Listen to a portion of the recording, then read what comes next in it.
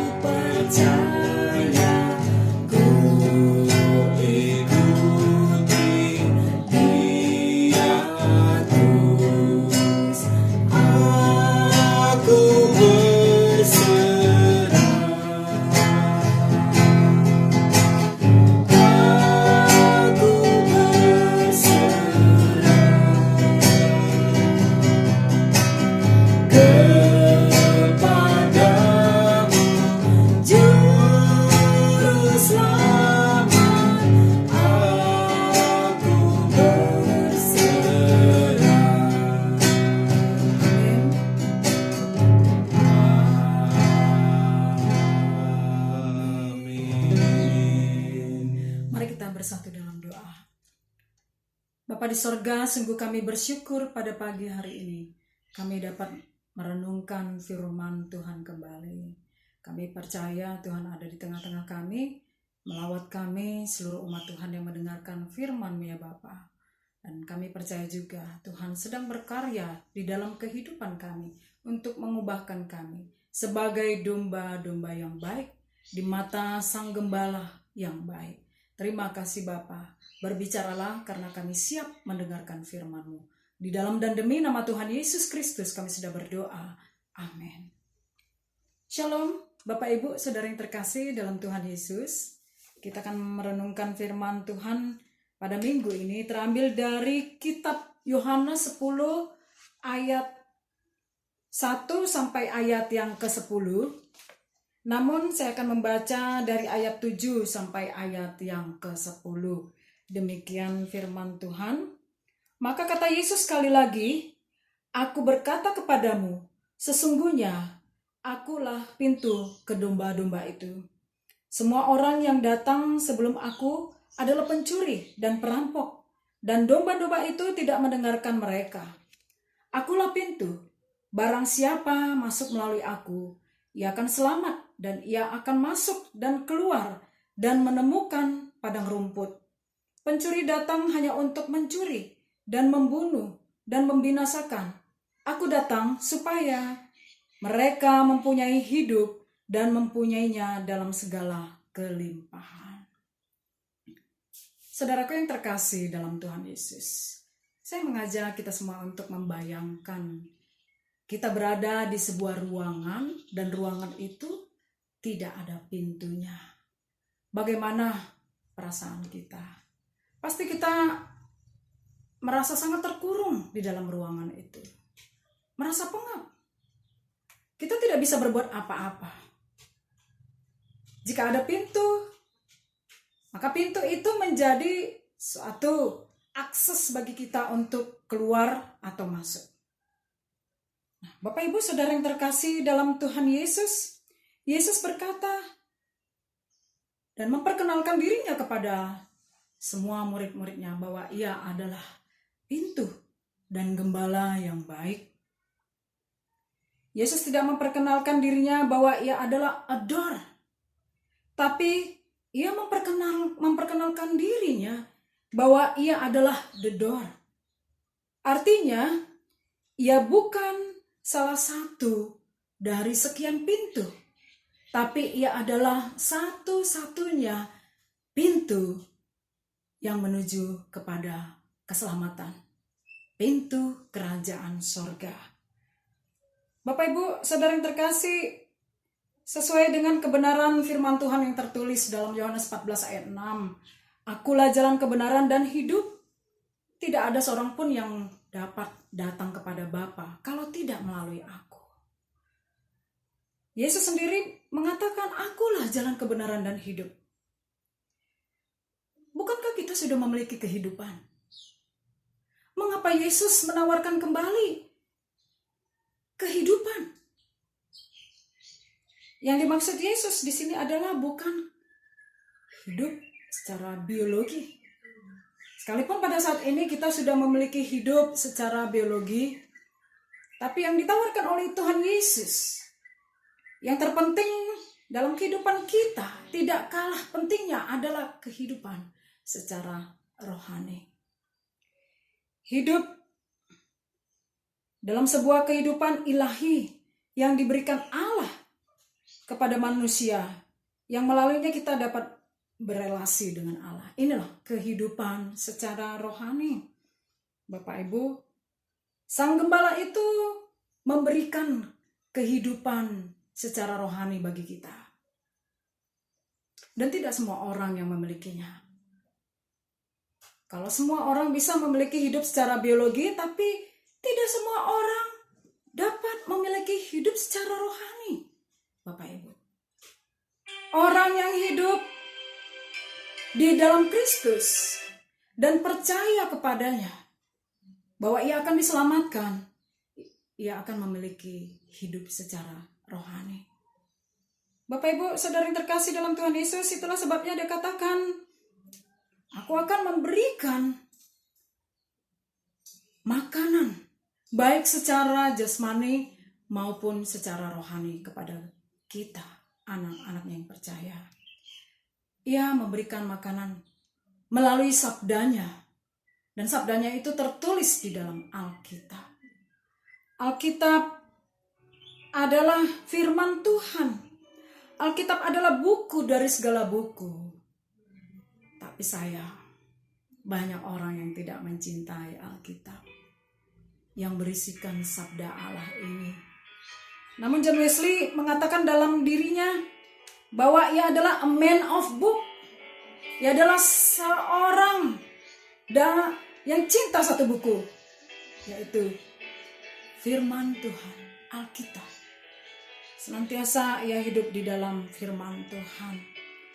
Bapak Ibu, bukan saja Tuhan memberikan sabdanya lewat firman Tuhan, tapi dia juga memanggil para pengkhotbah, para penginjil, para pekerja gereja untuk memberitakan firman Tuhan dari generasi ke generasi. Hal ini sangat penting bagi kita supaya kita mempunyai hidup secara kerohanian yang diberikan oleh Sang Pintu itu.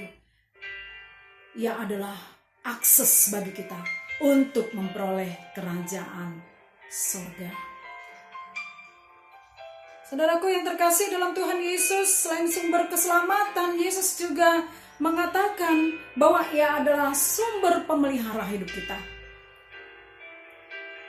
Ia mengatakan bahwa setiap domba, yakni kita sebagai umat yang datang melalui dia, melalui Sang Pintu itu, akan menemukan padang rumput.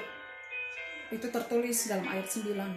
Tuhan Yesus sebagai pintu dalam bagian ini menunjukkan bahwa ia adalah sumber segala berkat yang kita butuhkan. Ia akan mencukupkan segala kebutuhan hidup kita. Ada sebuah kalimat bijak yang mengatakan,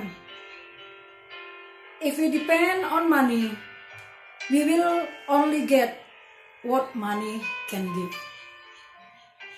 But if we depend on God, we will get what God can do. Artinya, jika kita menggantungkan hidup kita kepada uang, maka kita akan menerima apa yang uang dapat berikan bagi kita. Tapi jika kita menggantungkan hidup kita kepada Tuhan, maka kita akan mendapat apa yang Tuhan lakukan dalam hidup kita. Yang mana? Yang paling bernilai. Saat kita menggantungkan hidup kita kepada Sang Pencipta dan Sang Pemilik hidup kita itu, maka kita memperoleh apa yang Dia lakukan dalam hidup kita.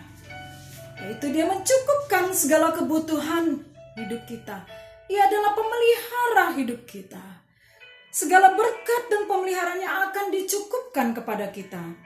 Bapak, Ibu, saudara yang terkasih, oleh sebab itu jangan kita sama seperti orang-orang lain yang menggantungkan hidupnya kepada uang, kepada hartanya. Jika mereka tidak memiliki uang atau tidak memiliki harta, maka mood mereka akan terganggu. Tapi jika mereka memiliki uang yang banyak atau harta yang berlimpah, maka mereka akan memiliki mood yang baik. Mereka, orang seperti ini adalah orang yang sangat menggantungkan hidup mereka kepada uang. Dan Yesus mengatakan kepada kita, marilah kita seperti domba yang bergantung penuh kepada Sang Gembala itu untuk mendapatkan makanan dan minuman nutrisi yang baik. Baik itu untuk kebutuhan secara biologis kita, kebutuhan jasmani, atau kebutuhan kerohanian kita, karena Ia adalah sumber kehidupan kita. Ia adalah pintu dan akses bagi kita untuk memperoleh semua berkat-berkat Tuhan itu.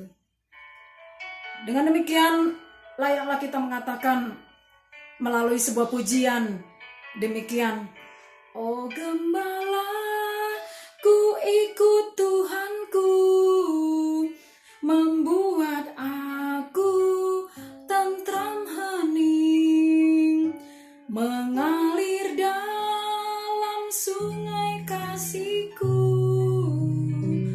kuasa damai cerlang bening. Itulah yang kita dapat katakan kepada Sang Gembala yang memberikan keselamatan dan pemelihara hidup kita.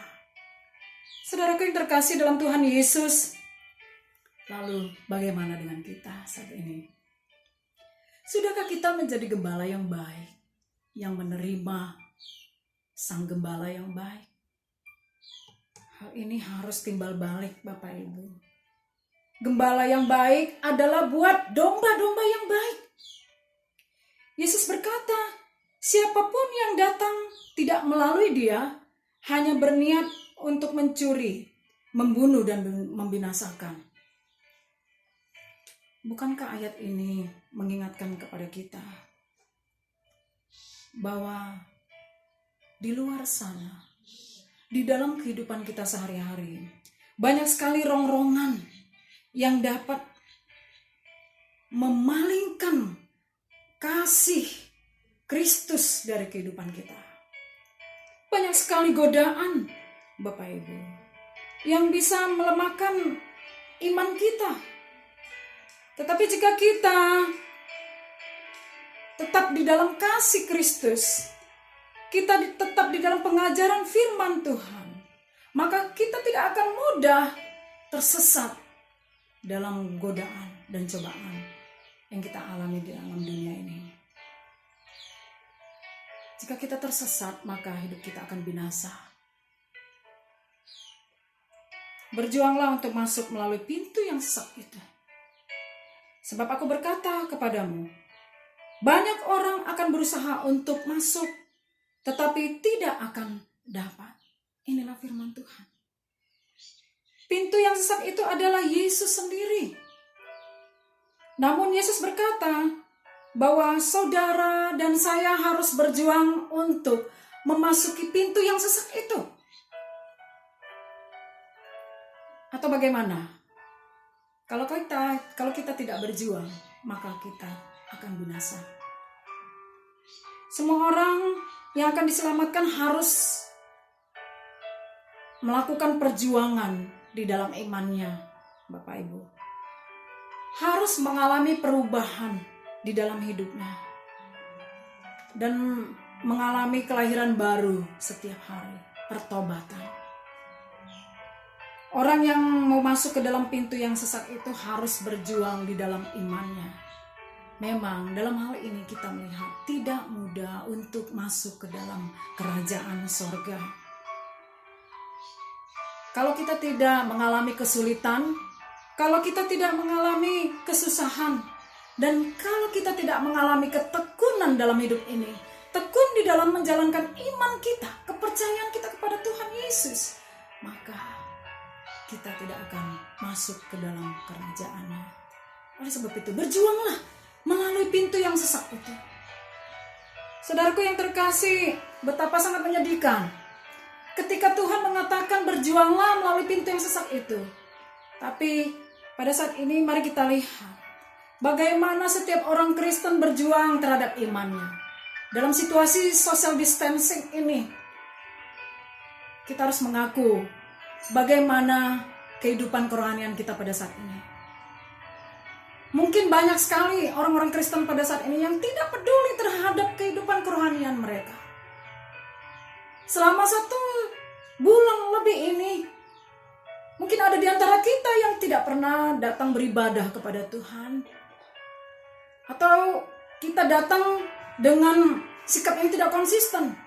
Kadang beribadah, kadang tidak. Bagaimana kita dapat memperjuangkan iman kita kalau dalam hal ini saja kita tidak setia dan taat kepada Tuhan untuk datang beribadah kepadanya di hari Sabat. Bapak Ibu Saudara yang terkasih dalam Tuhan Yesus, nilai kerohanian kita adalah ketika kita datang beribadah kepada Tuhan. Saudaraku yang terkasih, ada sebuah ilustrasi yang mengatakan demikian. Seorang yang bernama Dr. Rice menceritakan tentang pengalaman ia melayani di suatu tempat, di suatu gereja. Ia menceritakan seorang yang datang beribadah setiap kali minggu. Orang itu duduk di belakang sambil ia mendengarkan firman Tuhan yang disampaikan oleh Dr. Rice ini. Orang itu juga mencemooh khotbah-khotbahnya. Setiap kali kebaktian dia melakukan hal ini. Dia datang, hadir, tapi ketika mendengarkan firman Tuhan, dia melecehkan atau menghina khotbah-khotbah setiap pendeta yang menyampaikan firman Tuhan. Satu kali, Dr. Rice ini ditelepon oleh saudaranya perempuan. Saudara itu berkata, "John Rice, apakah engkau ingat dengan Mister ini?"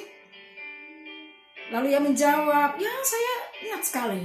Dia adalah seorang jemaat yang rajin datang beribadah ke gereja, tapi ketika ia mendengarkan firman Tuhan, ia sering sekali mencemooh khotbah-khotbah. Ia hidup tidak bertumbuh di dalam Tuhan. Ia tidak pernah bertobat. Tahun demi tahun dia melakukan hal itu." Lalu saudara perempuan Dr. Rice ini mengatakan, "Dr. Rice, saya mau memberitahukan bahwa ia saat ini sedang sekarat. Beberapa waktu yang lalu dia datang kepada dokter dan memeriksakan kesehatannya. Ternyata dokter mengatakan, 'Maaf, saya tidak dapat berbuat apa-apa kepada Bapak. Bapak pulang saja, karena hidup Bapak tidak akan lama lagi.' Setiap malam dia meraung-raung, dia menangis kesakitan.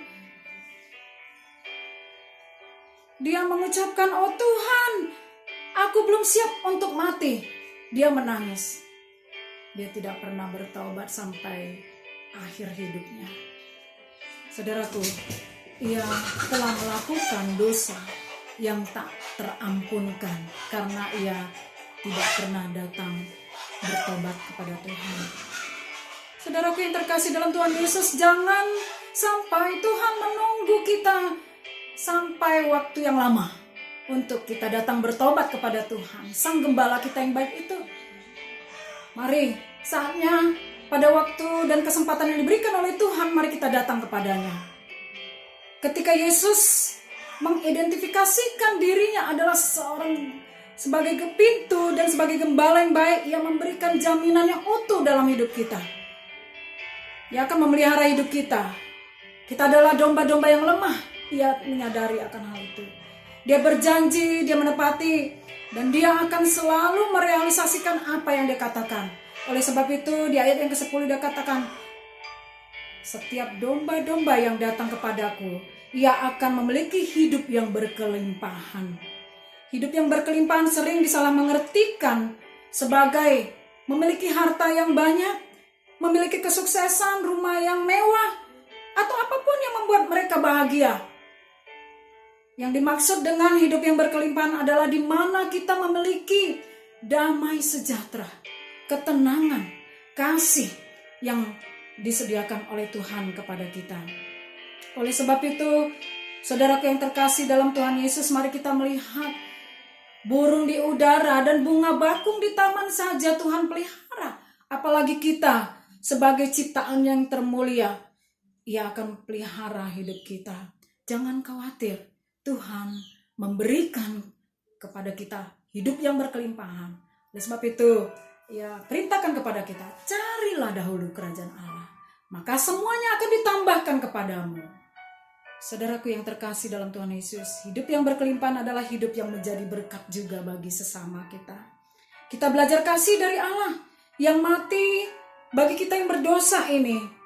Memang mudah bagi kita untuk mengasihi orang yang baik kepada kita, tapi sangat sulit bagi kita untuk mengasihi orang yang menyebalkan, bukan? Tapi Tuhan katakan, mari kita menjadi berkat bagi semua orang. Baik yang mengasihi hidup kita ataupun baik orang yang membenci hidup kita. Kita sudah menikmati kasih Allah yang memberikan pengorbanannya dalam hidup kita. Kita pun harus mengikuti Dia seperti gembala kita. Kita datang untuk menjadi terang dan garam kepada setiap orang. Saudaraku yang terkasih dalam Tuhan Yesus adalah sumber keselamatan bagi kita. Dia adalah pintu dan satu-satunya akses untuk masuk pada kerajaan Allah. Mari kita berjuang untuk masuk ke dalam pintu yang sesak itu. Karena waktu ini sangat terbatas bagi kita. Dalam perjuangan kita, kita harus bertobat, berubah dalam seluruh aspek hidup kita, dan mengarah kepada firman Tuhan yang senantiasa Ia berikan untuk menghidupi hidup kita. Saudaraku yang terkasih dalam Tuhan Yesus, mari perolehlah kehidupan yang kekal bersama gembala kita yang baik itu, maka kita akan memperoleh kebahagiaan di dalam kerajaan-Nya. Tuhan memberkati kita sekalian. Amin. Mari kita berdoa.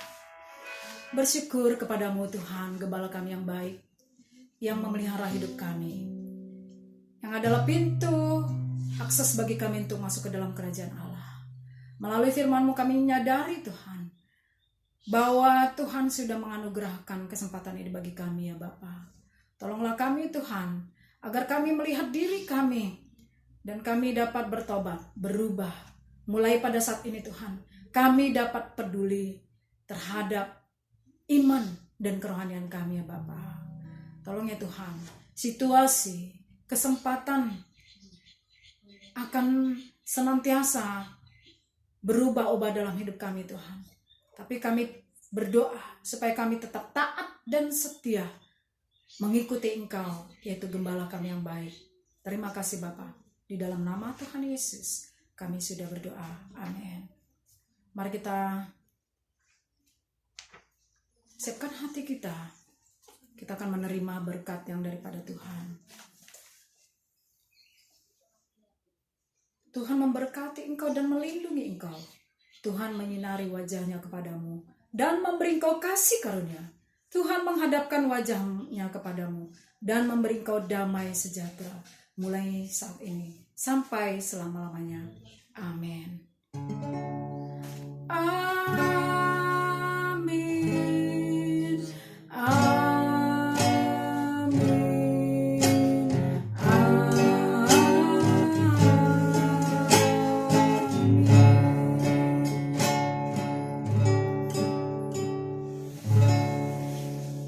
Shalom, selamat hari Minggu untuk kita sekalian.